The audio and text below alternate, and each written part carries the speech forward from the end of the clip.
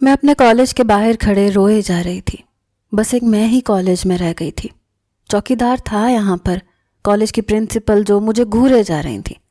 بار بار میں باہر دیکھ رہی تھی کہ ارسلان مجھے کب لینے آئے گا. ابھی تک نہیں آیا تھا. میری چھٹی کو 1 گھنٹہ ہو چکا تھا. پورا کالج خالی ہو گیا تھا.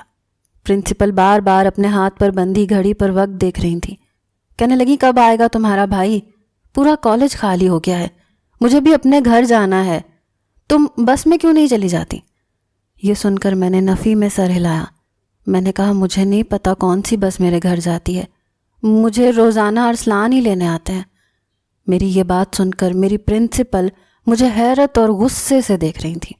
کہنے لگی تم اتنی بڑی ہو گئی ہو، فائنل ایئر میں پڑھتی ہو، اور تمہیں یہ تک نہیں پتا کہ تمہارے گھر بس کون سی جاتی ہے؟ توبہ ہے بھائی. میں نے دوبارہ سے اپنے موبائل سے ارسلان کو نمبر ملایا. اس بار بھی اس نے فون کٹ کر دیا. کہنے لگی اٹھایا تمہارے بھائی نے فون؟ میں نے نفی میں سر ہلا دیا. کچھ دیر بعد ہی ارسلان کی بائک مجھے دور سے آتی ہوئی نظر آئی. اس نے کہا وہ آ گئے تمہارے بھائی. مجھے لگا جیسے میرے اندر کسی نے جان ڈال دی. میں نے فٹافٹ سے اپنے آنسو صاف کیے.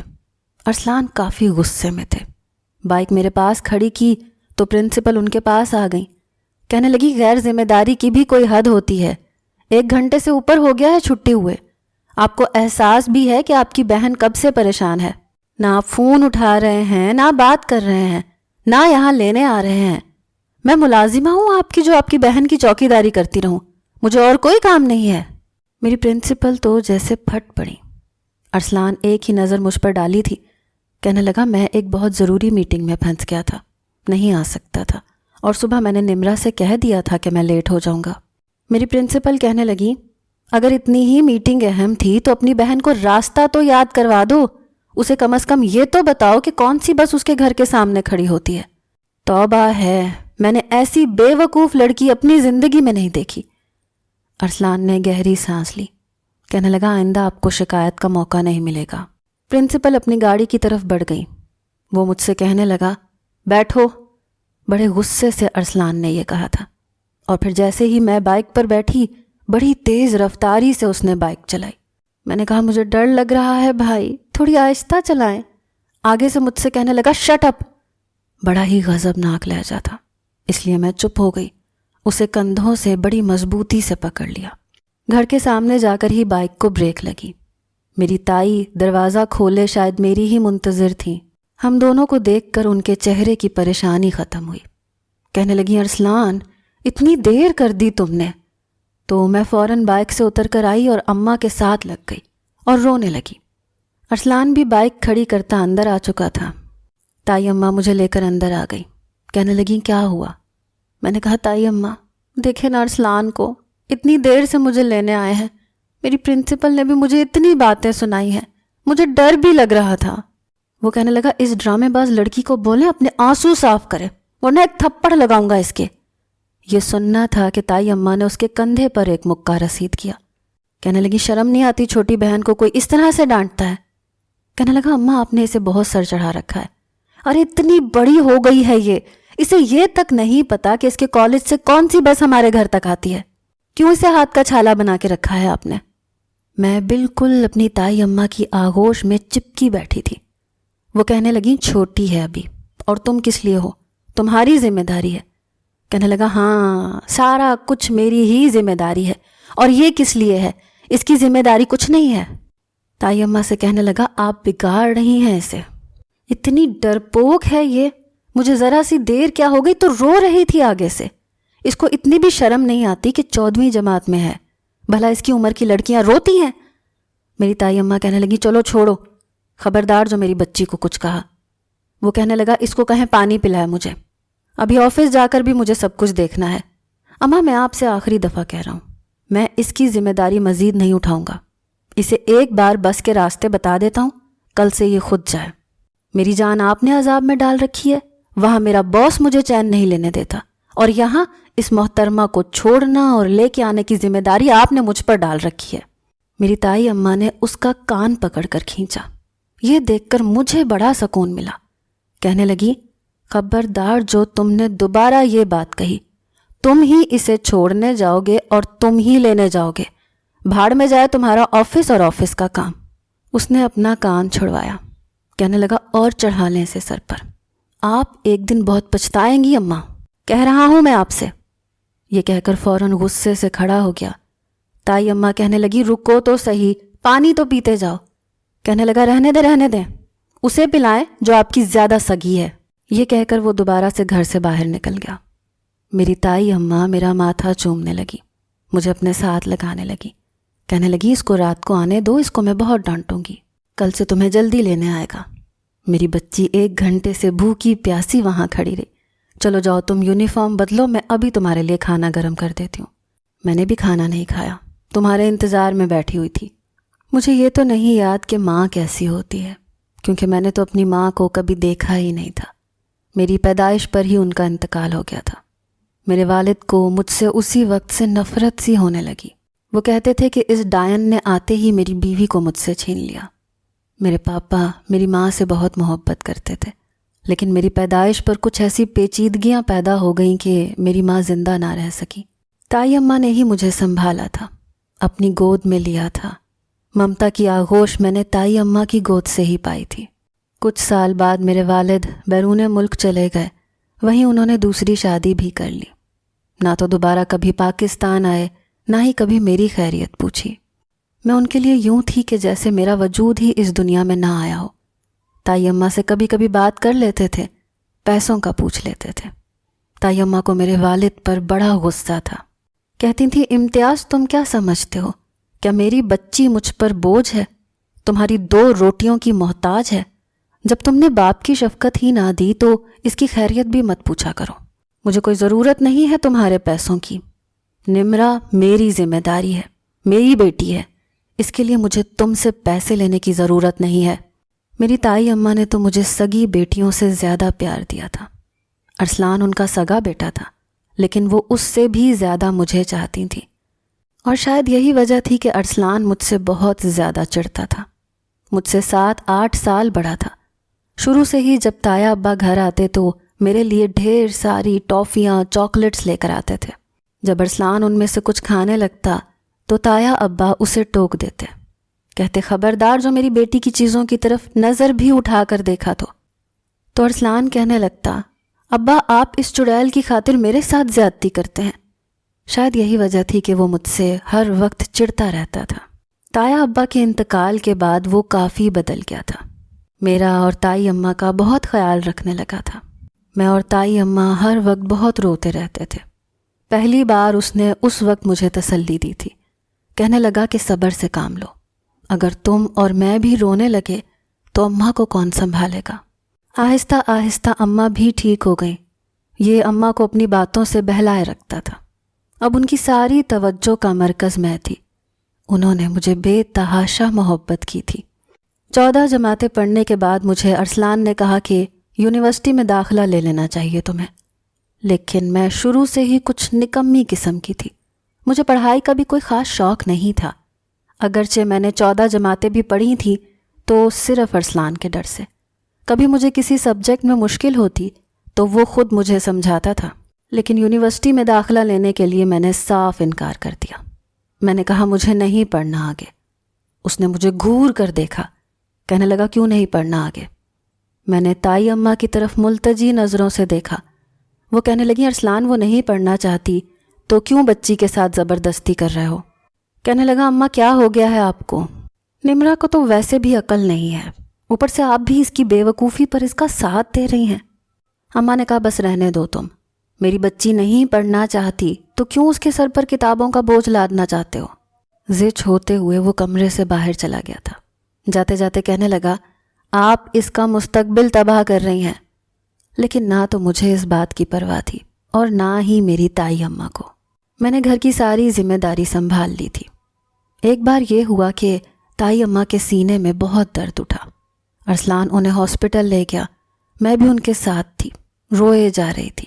ہاسپٹل جانے سے پہلے وہ مجھے تسلی دے کر گئی تھی کہ کیوں پریشان ہو رہی ہو، ذرا سا درد ہی تو ہے، کچھ ہی دیر میں دوائی کھا کر ٹھیک ہو کر واپس آ جاؤں گی۔ ارسلان اماں کو ہاسپٹل لے کر گیا تھا۔ رات کے 3 بجے تک میں تائی اماں کی واپسی کا انتظار کرتی رہی، لیکن وہ نہیں آئی۔ صبح سویرے مجھے ایمبولینس کی آواز اپنے گھر کے باہر سنائی دی تھی۔ میں فوراً سے باہر آئی، مین دروازہ کھولا تو ارسلان روئے جا رہا تھا۔ اپنی بائک سے نیچے اترا اور جب ایمبولینس کا دروازہ کھولا تو اسٹریچر پر لیٹا میری تائی اماں کا مردہ وجود دیکھ کر میں تو گویا پاگل سی ہو گئی تھی۔ میں بھاگ کر تائی اماں کے پاس گئی، انہیں ہلانے جلانے لگی۔ میں نے کہا، تائی اماں اٹھے نا، آپ اٹھ کیوں نہیں رہی؟ آپ نے تو کہا تھا کہ ٹھیک ہو کر آؤں گی۔ ارسلان روتے ہوئے میرے پاس آیا، تائی اماں کا بازو میرے ہاتھ سے چھڑوایا، کہنے لگا اماں جا چکی ہمیں چھوڑ کر، بہت دور چلی گئی۔ یہ کہہ کر وہ پھوٹ پھوٹ کر رونے لگا۔ میں نے کہا، جھوٹ بول رہے ہیں آپ، تائی اماں نے مجھ سے کہا تھا وہ ٹھیک ہو کر آئیں گی۔ میں چلائے جا رہی تھی، محلے کی بہت سی خواتین میرے پاس آ گئیں، مجھے تسلی دینے لگی، لیکن مجھ پر تو کوئی دیوانگی سی چھائی ہوئی تھی۔ میں روئے جا رہی تھی، وہ خواتین مجھے گھر کے اندر لے گئیں۔ 3 دن ایسے ہی گزر گئے، نہ میں ٹھیک سے کھا رہی تھی نہ پی رہی تھی، بس روئے جا رہی تھی۔ 3 دن بعد ارسلان میرے کمرے میں کھانا لے کر آیا تھا، کہنے لگا تمہارے بھوکے رہنے سے اگر اماں نے واپس آنا ہوتا تو اب تک آ چکی ہوتی۔ کچھ حقیقتیں بہت تلخ ہوتی ہیں نمرا، لیکن پھر بھی ہمیں وہ سہنی پڑتی ہیں۔ تمہارے آنسو اس بات کا حل نہیں ہے، ہم سب بے اختیار ہیں، ہمارا اس بات پر کوئی اختیار نہیں ہے، ہم جانے والے کو روک نہیں سکتے۔ یہ کہہ کر اس نے پہلا نوالا میرے منہ کے قریب کیا تھا۔ پہلی بار بڑی نرمی سے مجھ سے بات کی تھی۔ میں نے کھانا کھا لیا۔ کہنے لگا مجھے تم سے کچھ ضروری باتیں کرنی ہیں۔ میں نے کہا جی کہیے۔ کہنے لگا کہ جب تک اماں تھیں تب تک بات اور تھی، لیکن اب بات اور ہے۔ میں تو سوچ بھی نہیں سکتی تھی کہ ایسا مقام بھی میری زندگی میں آ سکتا ہے۔ ظاہر ہے میرا اس سے کوئی ایسا رشتہ تو نہ تھا کہ ہم دونوں اکیلے ایک چھت کے نیچے رہتے۔ مجھے لگا تھا کہ شاید وہ مجھے اپنانے کی بات کرے گا، حالانکہ میں نے کبھی اس کے بارے میں سوچا نہیں تھا ایسا، لیکن میں کیا کر سکتی تھی؟ میں نے سوچا کہ اگر وہ نکاح کی بات کرے گا تو میں اس سے کر لوں گی نکاح، لیکن جو بات اس نے مجھ سے کہی میں سوچ بھی نہیں سکتی تھی۔ کہنے لگا کہ اس نے باہر جاب کے لیے اپلائی کیا تھا، چند دن پہلے اسے وہاں سے کال آ چکی تھی۔ کہا کہ اماں نے اسے اجازت بھی دے دی تھی، لیکن پتہ ہی نہیں تھا کہ اماں اس دنیا میں نہیں رہیں گی اور تم اکیلی نہیں رہ سکتی۔ وہ کہنے لگا کہ میں چاہتا ہوں کہ تمہیں ہاسٹل میں بھجوا دوں، تم یونیورسٹی میں اپنی تعلیم مکمل کر لو۔ اسے چند سال بیرون ملک میں ہی رہ کر کام کرنا تھا۔ یہ سن کر میرے آنسو پھر سے بہنے لگے۔ وہ کہنے لگا پریشان مت ہو، میں بیچ میں 2-4 مہینے میں ایک چکر پاکستان کا لگاؤں گا، تم سے ملنے بھی آؤں گا، لیکن مجھے اپنے مستقبل کے بارے میں بھی تو سوچنا ہے نا۔ میں نے کہا میں ہاسٹل میں نہیں رہنا چاہتی۔ کہنے لگا تمہیں کوئی مشکل پیش نہیں آئے گی، میں سب کچھ دیکھ بھال کر رہا ہوں۔ میں نے کہا مجھے پھر بھی ہاسٹل میں نہیں رہنا، آپ کو کوئی ضرورت نہیں ہے بیرون ملک جانے کی۔ کہنے لگا یہ میرے لیے بہت اچھا چانس ہے، میں اسے کھونا نہیں چاہتا۔ میں نے کہا ارسلان آپ مجھ سے نکاح کر لیں۔ بہت مشکل ہوتا ہے ایک لڑکی کے لیے خود سے یہ بات کہنا، یہ بات اسے کہنی چاہیے تھی، اسے مجھے سہارا دینا چاہیے تھا، لیکن اسے تو بس اپنے کریئر کی فکر تھی۔ میری بات سن کر کچھ دیر تو وہ مجھے گم سم دیکھتا رہا، پھر کہنے لگا دماغ ٹھیک ہے تمہارا؟ میں نے کہا ہم ایک چھت کے نیچے بنا کسی رشتے کے نہیں رہ سکتے، میں جانتی ہوں کہ لوگ بہت سی باتیں کریں گے، لیکن جب ہمارا نکاح ہو جائے گا تو کوئی کچھ نہیں کہے گا۔ میری بات سن کر وہ کہنے لگا میں ایسا نہیں کر سکتا۔ مجھے حیرت ہوئی تھی۔ کہنے لگا میں کسی اور لڑکی کو پسند کرتا ہوں نمرا، تمہیں اپنے بارے میں اب خود سوچنا چاہیے، ہاسٹل میں رہو، اپنی تعلیم مکمل کرو، اپنا کریئر بناؤ، اپنے بارے میں سوچو۔ میں تمہاری انگلی پکڑ کر تمہیں نہیں چلا سکتا، آئی ایم سوری۔ یہ سن کر میں رونے لگی۔ میں نے کہا ارسلان میں اکیلی نہیں چل سکتی ہوں، آپ جانتے ہیں۔ وہ کہنے لگا بچپن سے میں تمہاری خاطر قربانیاں دیتا رہا، کیا سمجھ رکھا ہے تم نے مجھے کہ ساری زندگی تمہیں انگلی پکڑ کر چلاتا رہوں گا؟ میری اپنی کوئی زندگی نہیں ہے کیا؟ دیکھو نمرا میں اپنا کریئر بنانا چاہتا ہوں، تمہاری طرح ڈفر نہیں ہوں جو سہارے ڈھونڈتا پھروں۔ اس نے میرے آگے ہاتھ جوڑ دیے، کہنے لگا خدا کے لیے اپنی زندگی بہتر بناؤ اور مجھے بھی جینے دو۔ میں روئے جا رہی تھی۔ کہنے لگا اپنا سامان پیک کر لینا، کل میں تمہیں ہاسٹل چھوڑ آؤں گا، یونیورسٹی میں تمہارا داخلہ بھی کروا دوں گا، چند دن میں مجھے یہاں سے سب کچھ نمٹا کر جانا ہے۔ روتے دھوتے میں اس گھر سے نکلی تھی۔ تائی اماں کیا گئیں، ارسلان نے تو آنکھیں ہی بدل لی تھیں۔ میں جانتی تھی کہ ایک لڑکی کے لیے یہ بات بہت مشکل ہوتی ہے، اپنے منہ سے نکاح کی بات کرنا، لیکن اس نے تو مجھے ذلیل کر کے رکھ دیا تھا۔ میں تو آج تک تائی اماں کے بغیر سوئی تک نہیں تھی۔ پھر ہاسٹل میں رہنا مجھے ایک مصیبت لگ رہا تھا، لیکن مجھے اپنے بارے میں خود ہی سوچنا تھا۔ خون کا سفید ہونا کیا ہوتا ہے یہ میں نے ارسلان کو دیکھ کر سیکھ لیا تھا۔ میرا داخلہ بھی یونیورسٹی میں ہو چکا تھا اور 2 دن سے میں ہاسٹل میں رہ رہی تھی۔ میرے کمرے میں میری ایک روم میٹ بھی تھی، فاطمہ کہیں جاب کرتی تھی۔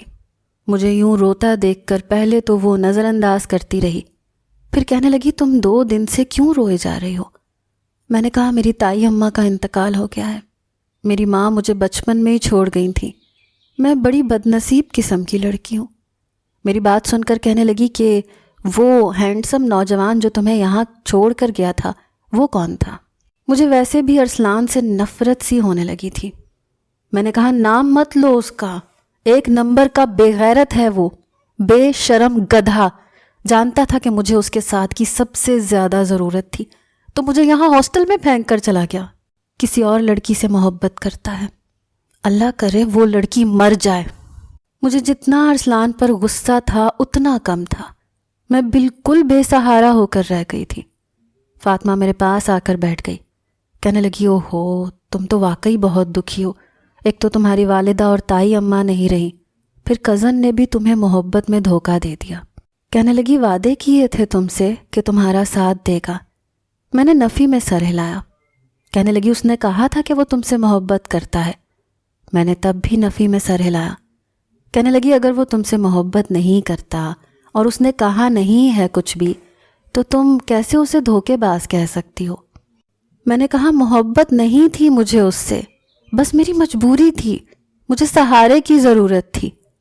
میری پوری بات سن کر وہ کہنے لگی کہ تمہاری بات سن کر مجھے نہیں لگتا کہ تمہارے کزن کا کوئی بھی قصور ہے، اس کی اپنی زندگی ہے اور اس نے صحیح تو کہا کہ مجھے اپنے بارے میں سوچنا چاہیے۔ یہ سن کر مجھے فاطمہ پر بھی غصہ آنے لگا۔ بہرحال مجھے پڑھائی سے کوئی دلچسپی نہیں تھی، لیکن پھر بھی میں نے اپنا سارا فوکس اپنی تعلیم کی طرف کر لیا۔ لیکن اب بھی میرا وہی حال تھا، یونیورسٹی سے بہت قریب میرا ہاسٹل تھا۔ جیسے ہی میں یونیورسٹی سے واپس آتی سیدھا ہاسٹل میں گھس جاتی، کہیں بھی باہر آتی جاتی نہیں تھی۔ کئی بار فاطمہ مجھ سے کہہ چکی تھی کہ میرے ساتھ مارکیٹ جایا کرو، اپنے لیے کچھ خرید لیا کرو۔ بیرون ملک جاتے ہوئے ارسلان نے میرے بینک اکاؤنٹ کھلوا دیا تھا، ATM کارڈ بھی مجھے بنوا کر دیا تھا۔ کہنے لگا کہ پیسوں کی ضرورت ہو تو کارڈ سے نکلوا لینا۔ میں نے کہا مجھے آپ کے احسان کی ضرورت نہیں ہے۔ میری بات پر کہنے لگا ادھار سمجھ کے لے لو، جب تم کمانے لگو گی تو واپس لوٹا دینا، لیکن ابھی تو تمہیں ضرورت ہے نا۔ اور بات تو سچ تھی، میں اتنی بے بس تھی کہ اس شخص سے انکار بھی نہیں کر سکی۔ بہرحال میں فضول خرچی بالکل نہیں کرتی تھی، سنبھال کر خرچ کرتی تھی، نہ ہی کپڑے خریدتی تھی۔ پھر میری دوستی یونیورسٹی کی کئی لڑکیوں سے ہونے لگی۔ اکثر وہ یونیورسٹی کے باہر ریسٹورنٹس میں کھانا کھاتی تھیں، ہنستی تھیں، شاپنگ کرتی تھیں۔ ایک بار وہ مجھے بھی اپنے ساتھ لے گئی۔ پہلی بار میں یوں اکیلی اپنی دوستوں کے ساتھ کہیں آئی تھی، لیکن سامنے ہی میں نے ارسلان کو ایک لڑکی کے ساتھ بیٹھے ہوئے دیکھا۔ وہ اس لڑکی کے ساتھ ہنس ہنس کر باتیں کر رہا تھا۔ وہ لڑکی بہت خوبصورت تھی، اسے دیکھ کر مجھے جتنی حیرت ہوتی اتنی کم تھی۔ وہ تو کہہ رہا تھا کہ وہ بیرون ملک جا چکا ہے، اس کا مطلب اس نے مجھ سے جھوٹ بولا تھا۔ میں وہاں بیٹھ ہی نہیں پائی، میری دوستیں مجھ سے پوچھتی رہ گئیں، لیکن میں واپس اپنے ہاسٹل چلی گئی۔ اس دن میں خوب روئی۔ اس شخص نے مجھ سے جھوٹ بولا تھا کہ وہ بیرون ملک جا رہا ہے، وہ یہیں تھا۔ شاید میں اسے بری لگنے لگی تھی، اس لیے اس نے مجھے نکال دیا، اور جس سے وہ محبت کرتا تھا اس کے ساتھ ہنس ہنس کر باتیں کر رہا تھا۔ اس نے تو آج تک کبھی سیدھے منہ مجھ سے بات نہیں کی تھی۔ مجھے تائی اماں یاد آنے لگی، وہی میری اپنی تھی۔ یہ شخص تو شروع سے مجھ سے نفرت کرتا تھا۔ چند ہفتے بعد اس کی کال آئی، لیکن میں نے اس کا فون اٹھایا ہی نہیں۔ کئی بار اس نے کالز کی لیکن میں نے اس کا فون نہیں اٹھایا۔ مجھے اب اس شخص سے کوئی واسطہ رکھنا ہی نہیں تھا۔ میں سوچ چکی تھی کہ جلد اپنی تعلیم مکمل کر کے جاب کروں گی اور اس کی پائی پائی لوٹا دوں گی۔ مجھے اس کا احسان نہیں چاہیے تھا۔ میں یہی سوچ رہی تھی کہ کچھ دیر بعد کمرے کا دروازہ کھلا اور ملازمہ نے دروازہ کھولا۔ کہنے لگی وارڈن تمہیں نیچے بلا رہی ہیں۔ جب میں نیچے گئی تو وہ کہنے لگی تمہارے کزن کی کال آئی ہے، بات کرو۔ میں نے کہا مجھے کسی سے بات نہیں کرنی، ان سے کہہ دیں کہ میں یہاں ہوں ہی نہیں۔ حالانکہ فون ہولڈ پر تھا اور میری آواز اس تک پہنچ چکی تھی، لیکن مجھے اب پرواہ نہیں تھی۔ وارڈن مجھے حیرت سے دیکھنے لگی۔ میں نے کہا دوبارہ ان کا فون آیا تو مجھے مت بلائیے گا، میرا کوئی واسطہ نہیں ہے اس شخص سے۔ میں بے تحاشا غصے میں تھی۔ یہ کہہ کر میں اوپر آ گئی۔ چند گھنٹے بعد مجھے وارڈن نے دوبارہ نیچے بلایا۔ کہنے لگی سامنے ویٹنگ روم میں جاؤ، میں ابھی آتی ہوں۔ میں سامنے کمرے میں جیسے ہی داخل ہوئی تو سامنے ارسلان بڑے غصے سے کھڑا تھا، مجھے ہی دیکھ رہا تھا۔ میں نہیں جانتی تھی کہ وارڈن نے مجھ سے جھوٹ بول کر مجھے وہاں بھیجا ہے۔ میں وہیں دروازے پر کھڑی رہی۔ کہنے لگا اندر آؤ، مجھے تم سے بات کرنی ہے۔ میں نے کہا مجھے نہیں کرنی۔ تو میرے پاس آ کر کھڑا ہو گیا۔ کہنے لگا مسئلہ کیا ہے تمہارے ساتھ؟ میں نے کیا کیا ہے تم سے؟ اتنا ایٹیٹیوڈ کیوں دکھا رہی ہو؟ میں نے کہا مجھے میری زندگی میرے حساب سے گزارنے دیں۔ میری بات سن کر وہ غصے سے تپ گیا۔ کہنے لگا میں نے تمہاری زندگی میں مداخلت کرنے کے لیے تمہیں کال نہیں کی تھی، تم سے یہ پوچھنا چاہتا تھا کہ تمہیں کسی چیز کی ضرورت تو نہیں ہے۔ میں نے کہا نہیں چاہیے مجھے آپ کا احسان، بس چند ماہ میں میرا رزلٹ آ جائے گا، میں خود جاب کر لوں گی۔ میری بات سن کر اس نے کچھ دیر مجھے دیکھا، پھر اپنی جیب میں ہاتھ ڈال کر مجھ سے کہنے لگا ٹھیک ہے، اچھا ہے کہ تم اپنے بارے میں کچھ سوچ رہی ہو، لیکن میری مجبوری میری والدہ کے آخری وقت میں کہی ہوئی بات ہے۔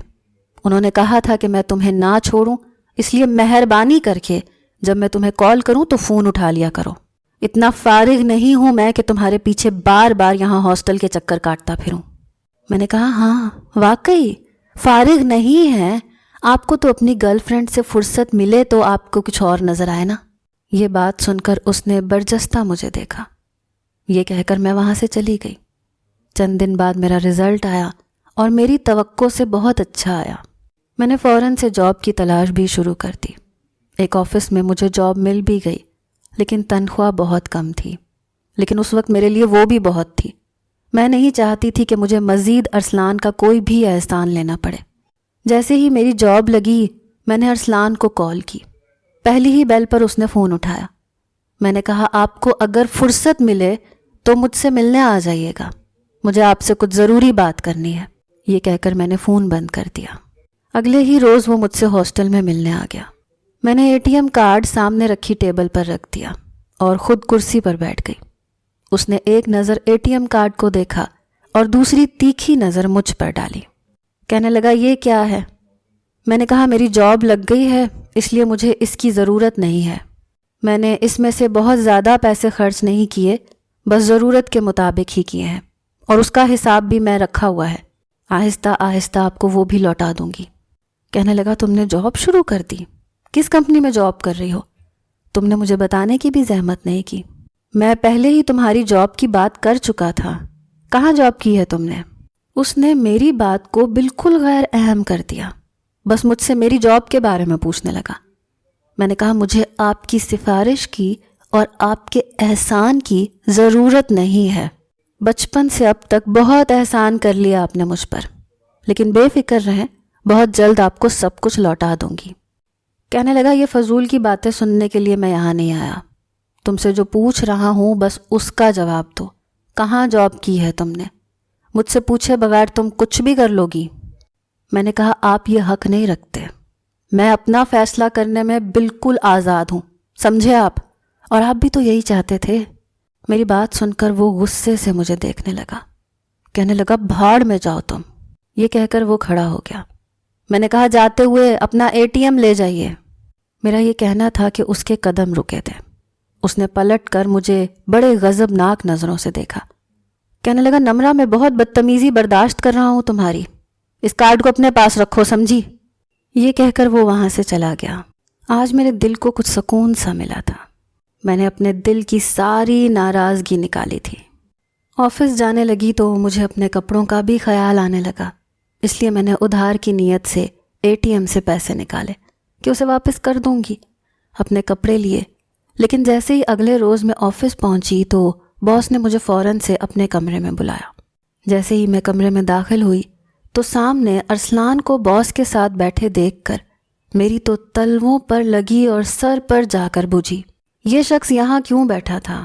اسے کیا تکلیف تھی؟ جب یہ مجھے اپنی زندگی سے نکال کر باہر کر چکا تھا تو کیوں میرے فیصلے اپنے ہاتھ میں رکھنا چاہتا تھا؟ میرا باس کہنے لگا، نمرا پلیز اندر تشریف لائیے۔ آپ نے بتایا کیوں نہیں کہ آپ ارسلان کی کزن ہیں؟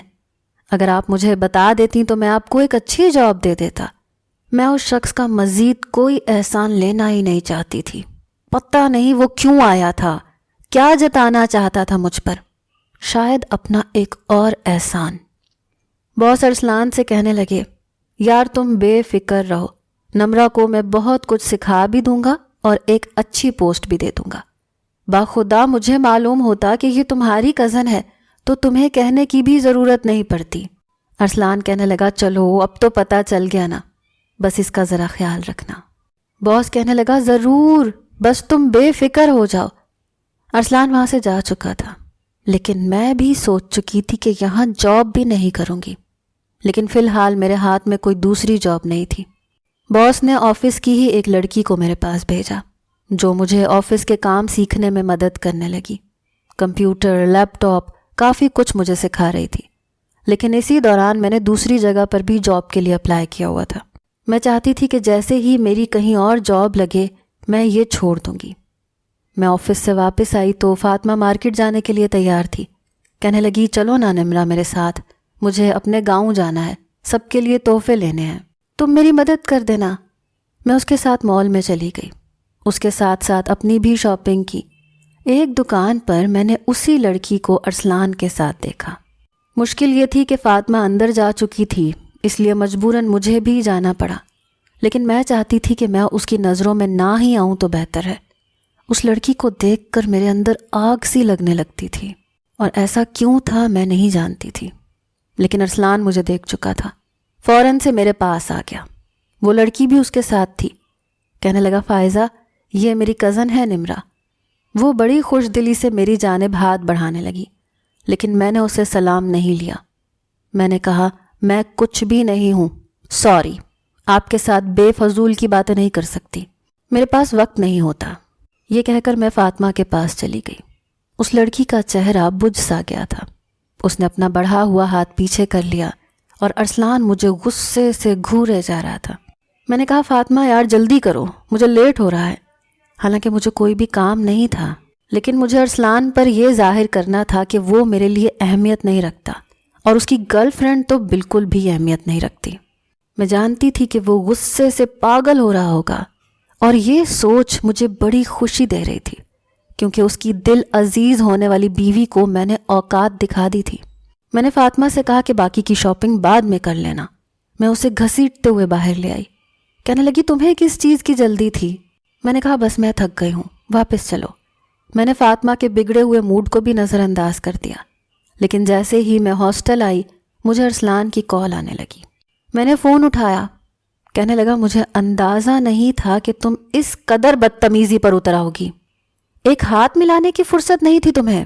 فائزہ کیا سوچ رہی ہوگی تمہارے بارے میں کہ میری کزن ہو کر تم اتنی بد لحاظ ہو؟ میں نے کہا، بڑا دکھ ہو رہا ہے آپ کو، اتنی بڑی بات تو نہیں تھی۔ میں نے کہا، میں بزی ہوں۔ ہاں، لیکن آپ کے لیے بہت بڑی بات ہو سکتی ہے۔ آپ کی محبت جو ٹھہری، آپ کو تکلیف تو ہوگی نا، لیکن کیا ہے مسٹر ارسلان، میں آپ کے حکم کی غلام نہیں ہوں۔ یہ کہہ کر میں نے فون بند کر دیا۔ آج تو میرا دل سرشار تھا۔ میں جانتی تھی کہ اس وقت وہ غصے سے ہی میرے بارے میں سوچ رہا ہوگا۔ صبح ہی صبح ایک دوسری خوشخبری مجھے مل گئی۔ مجھے دوسری جگہ سے جاب کے لیے کال آ گئی تھی۔ انٹرویو میں دے چکی تھی اور اس بار تھوڑا بہت تجربہ بھی تھا، اس لیے میری جاب لگ گئی۔ تنخواہ بھی بہت اچھی تھی، لیکن مسئلہ یہ تھا کہ وہ باس مجھے کچھ ٹھیک نہیں لگ رہا تھا تو وہ نوجوان سا ہی، یہی کوئی ارسلان کی عمر کا۔ اس نے مجھے چند دن کے بعد ہی کہا کہ میں اس کی پرسنل سیکرٹری کی نوکری پر لگ جاؤں، وہ مجھے بہت اچھی تنخواہ دے گا۔ کیونکہ میں پہلے ہی نوکری چھوڑ چکی تھی اس لیے یہ نوکری کرنے کے لیے تیار ہو گئی۔ مسئلہ یہ تھا کہ مجھے اب اس کے ساتھ ہر میٹنگ میں جانا پڑتا تھا، بڑے بڑے ریسٹورنٹس میں اس کے کلائنٹس کے ساتھ ملنا پڑتا تھا۔ پہلے پہل تو اس نے مجھ سے کچھ نہیں کہا، لیکن پھر کہنے لگا پلیز آپ اپنا ڈریس اپ تھوڑا چینج کریں، اس طرح شلوار قمیض اور سر پر دوپٹہ لینے سے میرے بزنس کو بہت نقصان ہو رہا ہے۔ آپ کو اچھی طرح اندازہ ہونا چاہیے کہ آپ میری پرسنل سیکرٹری ہیں اور میٹنگ میں سامنے آنے والے کلائنٹس پرسنل سیکرٹری کو نیک بیوی دیکھنا پسند نہیں کرتے۔ میں یہ نوکری چھوڑنا نہیں چاہتی تھی کیونکہ اس شخص نے مجھے 1,00,000 کی آفر کی تھی اور یہ میرے لیے بہت زیادہ تھے۔ میں چند سالوں میں ہی ارسلان کا سارا پیسہ اس کے منہ پر مار سکتی تھی، اس لیے میں نے یہ نوکری جوائن کر لی تھی۔ اس کی خواہش کے مطابق میں نے تھوڑا فیشنیبل کپڑے بھی پہننے شروع کر دیے، ہاف سلیوز پہننے لگی، چست لباس پہننے لگی، بالوں کو بھی کھلا چھوڑ دیا۔ ان دنوں میرا باس کی بے اختیار نظریں مجھ پر اٹھنے لگی، کبھی وہ میٹنگ کے دوران میرا ہاتھ پکڑ لیتا، کبھی میری تعریف کرنے لگتا۔ ایک بار میں ایک ریسٹورنٹ میں اپنے باس کے ساتھ میٹنگ کے لیے گئی تھی، وہاں میری نظر ارسلان پر پڑ گئی۔ وہ اپنے چند دوستوں کے ساتھ وہاں پر بیٹھا باتوں میں مصروف تھا۔ اس نے سرسری سا مجھے دیکھا تھا، پھر نظریں ہٹا لیں، لیکن پھر ایک دم سے مجھے دوبارہ دیکھا، جیسے اسے اپنی آنکھوں پر یقین نہیں آ رہا ہو۔ میں نے فوراً سے اپنا رخ بدل لیا۔ میرا باس اپنے کلائنٹ سے بات کر رہا تھا، ساتھ ساتھ میرا ہاتھ بھی پکڑے ہوئے تھا۔ میری نظر ارسلان پر پڑی تو وہ میرے ہاتھ کی جانب دیکھ رہا تھا جو کہ میرے باس کے ہاتھ میں تھا۔ اس کا چہرہ اور آنکھیں نہ جانے کس جذبے کے تحت سرخ ہوئی تھیں۔ فوراً سے اٹھ کر میرے پاس آ کر کہنے لگا نمرا اٹھو یہاں سے، کون ہیں یہ لوگ؟ اس کے غضبناک لہجے پر میرا دل زور سے دھڑکا، کیونکہ اتنے غصے میں میں نے اسے پہلے کبھی نہیں دیکھا تھا جتنے غصے میں وہ آج تھا۔ میرا باس کھڑا ہو گیا، نافہمی سے اسے دیکھنے لگا، کہنے لگا مسٹر آپ کون ہیں؟ وہ کہنے لگا میں اس کا کزن ہوں، اسے یہاں سے لے جانے آیا ہوں۔ باس کہنے لگا دیکھیں اس وقت میٹنگ میں بزی ہیں یہ، اگر آپ کو کوئی گھریلو بات کرنی ہے تو آپ بعد میں تشریف لائیے گا۔ ارسلان مجھ سے کہنے لگا نمرا یہ کون ہے؟ تم نے پہلی جاب کیوں چھوڑ دی؟ میں نے کہا آپ کو سنائی نہیں دے رہا؟ میں اس وقت میٹنگ میں مصروف ہوں، آپ سے بعد میں بات کروں گی۔ میرا یہ کہنا تھا کہ اس نے مجھے بازو سے پکڑا، کہنے لگا چلو میرے ساتھ، آج تمہارا دماغ میں درست کر کے رکھ دوں گا، بہت برداشت کر لیا تمہیں میں نے۔ یہ سن کر میرا باس اور سامنے بیٹھے نوجوان بھی کھڑے ہو گئے، کہنے لگے آپ کسی لڑکی کے ساتھ یوں بدتمیزی کیسے کر سکتے ہیں؟ وہ کہنے لگا اے مسٹر اپنے کام سے کام رکھو تو زیادہ بہتر ہے۔ میں نے کہا ارسلان چھوڑو مجھے، تم ہوتے کون ہو میرے ساتھ زبردستی کرنے والے؟ یہ میری زندگی ہے، جس کے ساتھ چاہے گزاروں، جو چاہے مرضی کروں، چھوڑو مجھے۔ کہنے لگا شٹ اپ نمرا، اگر ایک لفظ بھی تمہاری زبان سے نکلا تو جان سے مار دوں گا تمہیں۔ اچھی دادا گیری تھی اس کی، نہ ہی مجھے مکمل طور پر اپناتا تھا نہ ہی مجھے چھوڑتا تھا۔ ہوتا کون تھا وہ مجھ پر حق جمانے والا جب وہ مجھ سے نکاح نہیں کر سکتا تھا؟ مجھے اپنی یہ نوکری بھی ختم ہوتی ہوئی نظر آ رہی تھی۔ میرا جی تو چاہا کہ گرے بان پکڑ کر جھنجھوڑ کے رکھ دوں، لیکن جس قدر وہ غصے میں تھا مجھے ڈر بھی لگ رہا تھا کہیں سچ مچ مجھے جان سے نہ مار دے۔ وہ مجھے ریسٹورنٹ سے باہر لے کر آ گیا۔ باہر اس کی گاڑی کھڑی تھی، فرنٹ ڈور اس نے کھولا اور مجھے اندر دھکیلتے ہوئے بٹھایا اور پھر ڈرائیونگ سیٹ پر بیٹھ گیا۔ بڑی رف ڈرائیونگ کر رہا تھا۔ میں نے کہا گاڑی آہستہ چلاؤ۔ کہنے لگا شٹ اپ۔ حیرت مجھے اس وقت ہوئی جب وہ مجھے تائی اماں کے گھر لے کر آیا، دروازہ کھولا اور مجھے میرے کمرے میں لے جا کر دھکیل کر بیڈ پر پھینکا۔ میں فوراً سے کھڑی ہو گئی۔ کہنے لگا کس سے پوچھ کر تم نے جاب کو بدلا ہے؟ اور یہ کیا پہن رکھا ہے تم نے نمرا؟ اور وہ خبیث انسان ہوتا کون ہے تمہارا ہاتھ پکڑنے والا؟ بڑے غصے سے وہ مجھ سے پوچھ رہا تھا۔ میں نے کہا یہ میری زندگی ہے، میں جیسے چاہے گزاروں، تم ہوتے کون ہو مجھے روکنے والے؟ میرا یہ کہنا تھا کہ اس نے ایک زوردار تھپڑ میرے منہ پر مارا۔ میں چکرا کر دوبارہ بیڈ پر گری۔ کہنے لگا میری غلطی تھی جو میں نے تم جیسی بے وقوف لڑکی کو معاشرے میں چلنے کے لیے چھوٹ دے دی۔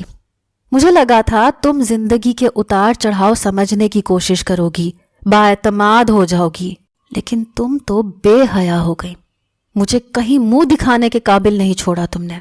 میں نے کہا آپ کو کیا لگے، میں ایسی ہی زندگی گزارنا چاہتی ہوں، جیسے آپ کو اختیار ہے اپنی منمانی کرنے کا، مجھے بھی اختیار ہے۔ آپ نے تو اپنی زندگی کا فیصلہ کر لیا نا، مجھے میرے حال پر چھوڑ دیں۔ آپ کچھ نہیں لگتے میرے، مجھ پر حق نہیں جتا سکتے۔ یہ کہہ کر میں رونے لگی۔ ارسلان کہنے لگا ایک اور تھپڑ میرے ہاتھ سے نہیں کھانا چاہتی تو اپنی زبان بند رکھو، آج میں تمہیں بتاتا ہوں کہ میں تم پر کتنا حق رکھتا ہوں۔ یہ کہہ کر وہ باہر چلا گیا۔ میں روئے جا رہی تھی۔ گھر آتے ہی مجھے تائی اماں کی یاد ستانے لگی۔ ان کے بعد کیسے اس شخص نے مجھے بے آسرا کر کے اس گھر سے نکالا تھا اور مجھ سے جھوٹ بولا تھا۔ وہ بیرون ملک نہیں گیا تھا، اسی گھر میں رہ رہا تھا، بس مجھے نکالنا چاہتا تھا اور اب مجھ پر روب جما رہا تھا۔ کچھ دیر بعد جب وہ آیا تو اس کے ہاتھ میں ایک ڈبہ پکڑا ہوا تھا، کافی بڑا تھا۔ اس نے وہ بیڈ پر پھینکا، کہنے لگا پہنو اسے، آج میں بتاتا ہوں تمہیں کہ کون ہوں میں تمہارا۔ میں نے جب وہ ڈبہ کھولا تو دیکھا عروسی لباس تھا۔ میں تو جتنا حیران ہوتی اتنا کم تھا۔ کہنے لگا اسے پہن کر تیار ہو جاؤ۔ میں سمجھ گئی تھی کہ وہ مجھ سے صرف اس لیے نکاح کرنا چاہتا ہے تاکہ مجھے اپنا پابند کر سکے۔ میں نے کہا مجھے آپ سے شادی نہیں کرنی، ویسے بھی آپ کو کسی اور سے محبت ہے، میں کبھی بھی آپ سے شادی نہیں کروں گی۔ میری بات سن کر وہ میرے پاس آیا، کہنے لگا تمہارے پاس آپشن نہیں ہے کیونکہ تم میری بیوی ہو، شادی میری تم سے ہو چکی ہے۔ یہ سن کر میں جتنا بھی حیران ہوتی اتنا کم تھا۔ مجھے اچھی طرح یاد تھا ایسا کچھ نہیں ہوا تھا۔ میں نے کہا آپ جھوٹ بول رہے ہیں۔ وہ کہنے لگا جھوٹ نہیں بول رہا، تمہیں یاد نہیں ہے تو میں کیا کر سکتا ہوں، چچا نے امریکہ جانے سے پہلے تمہارا نکاح مجھ سے کر دیا تھا۔ ہاں تم اس وقت بہت چھوٹی تھیں، شاید 4 یا 5 سال کی تھیں۔ وہ تمہارے ولی تھے اس لیے تمہارے نکاح کا اختیار رکھتے تھے۔ میری اماں تم پر ایسی فدا نہیں تھیں، جانتی تھی کہ تم ہمیشہ ان کے پاس رہو گی۔ شاید کم عمری میں میرا نکاح ہوا تھا اس لیے مجھے یاد نہیں تھا، لیکن مجھے تائی اماں نے کبھی بتایا بھی نہیں۔ پھر کہنے لگا کہ اماں نے اس لیے ذکر نہیں کیا کیونکہ وہ نہیں چاہتی تھیں کہ بچپن میں تمہیں اس طرح کی باتیں بتائیں، لیکن اپنی وفات سے چند دن پہلے اماں نے مجھ سے یہی کہا تھا کہ اب وہ رخصتی چاہتی ہیں، لیکن میری خواہش تھی کہ تم یونیورسٹی تک تعلیم حاصل کرو، چھوٹی موٹی جاب کرو۔ مجھے با اعتماد لڑکیاں پسند تھیں نمرا، ڈری سہمی، خوفزدہ، ڈرپوک، بات بات پر رونے والی لڑکیاں نہیں پسند تھیں۔ تمہیں صرف با اعتماد بنانا چاہتا تھا۔ مجھے لگا شاید اماں تمہیں بتا چکی ہوں گی کہ ہمارا بچپن میں نکاح ہو چکا تھا، لیکن جب تم نے مجھ سے نکاح کی بات کی تو میں سمجھ گیا کہ اماں کو شاید ایسا موقع ملا ہی نہیں۔ میرے پاس یہ ایک ہی موقع تھا، اس لیے میں نے تم سے جھوٹ بولا۔ میں چاہتا تھا کہ تم ہاسٹل میں رہو، تمہیں دنیا کے رنگ ڈھنگ کا پتہ چلے، لیکن شاید میری قسمت ہی خراب ہے کہ مجھے بے وقوف بیوی ہی ملنی تھی۔ چلو اب اسے پہن کر آؤ تاکہ اماں کا آخری خواب بھی میں پورا کر دوں۔ میں نے کہا وہ لڑکی کون تھی جو آپ کی گرل فرینڈ ہے؟ میری بات سن کر وہ کہنے لگا تمہیں ابھی تک اسی سے مسئلہ ہے، میری کوئی گرل فرینڈ نہیں ہے۔ وہ لڑکی میرے آفس میں کام کرتی تھی، میری اچھی دوست تھی، وہ شادی شدہ ہے، اس کا شوہر بھی میرا دوست ہے۔ میرا دوست تمہاری طرح چھوٹی سوچ کا مالک نہیں ہے، ملواؤں گا تمہیں ان لوگوں سے بھی۔ بہرحال تم جاؤ اور تیار ہو کر آؤ۔ میں نے کہا ارسلان آپ صرف تائی اماں کا خواب پورا کرنا چاہتے ہیں، آپ کو مجھ سے محبت نہیں ہے۔ ارسلان میرے پاس آ کر کھڑا ہو گیا، کہنے لگا اب تمہیں محبت کا یقین دلانا پڑے گا۔ نمرا تمہارا ہاتھ کسی اجنبی کے ہاتھ میں دیکھ کر میں پاگل سا ہو گیا تھا، اسے تمہارے ساتھ دیکھ کر میرے سر پر خون سوار تھا۔ شکر کرو وہ مر نہیں گیا میرے ہاتھ سے۔ باقی کا یقین دلانے کے لیے آج کی رات ہے نا، موقع تو دو مجھے۔ اس کی بات سنتے ہی میری نظریں جھکی تھیں۔ وہ ہنسنے لگا، کہنے لگا جلدی سے تیار ہو کر آؤ۔ وہ کمرے سے جا چکا تھا لیکن اس کے چند جملے میرے چہرے پر مسکراہٹ بکھیر گئے تھے۔